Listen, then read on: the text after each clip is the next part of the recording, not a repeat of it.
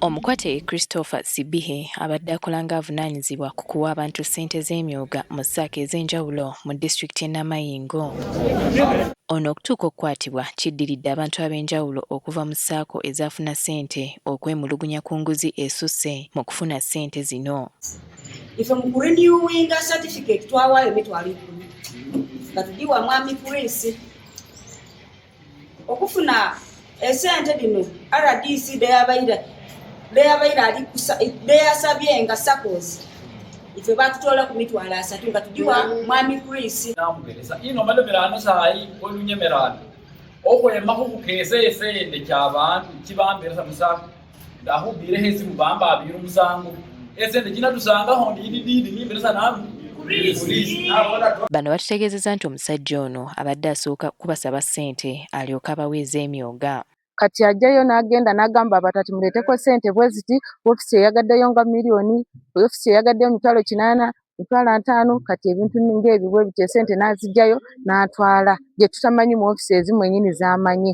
Miliyoni 1 n'emitwalo 61 ate ku kapapula kali akasaba ssente kuliko ne bammemba be tutategeera mu association yaffe abasabirwa ssente ezo okujja mu association ye. Waliwo n'abazze n'obujulizi obuluma omusajja ono nga basaba bwenkanya.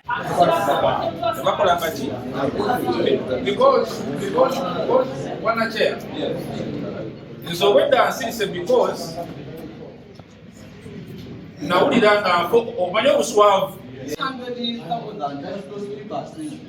was given to assistant RDC. That's what I can say. But I Kyokka bano balumiriza ne RDC okuba mu kkobaane ne Sibihe okubatwalako ssente zaabwe ez'emyooga wadde nga RDC ebimwogerwako abyegaanye. Obuzibu bw'ayiddyewo nti RDC waife kwesiga Eva yayonoine emyooga yagiire ng'abinga abakulembeze ba SACCOs bonabona ng'alondesa obukulembeze obuyaka mu SACCOs. I have never got any money from this.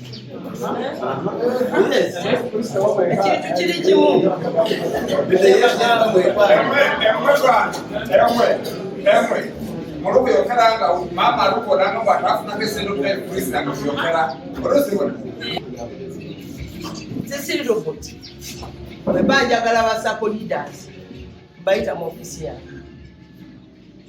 ne bagamba kubeera nsoma sibaita. Mu lukiiko luno olubadde ku disitulikiti mubaddemu n'abakulira ssaako ez'enjawulo era wano Sibihe waliwo n'ensimbi obukadde 2 z'abaddeyo akajja ku ssaako emu.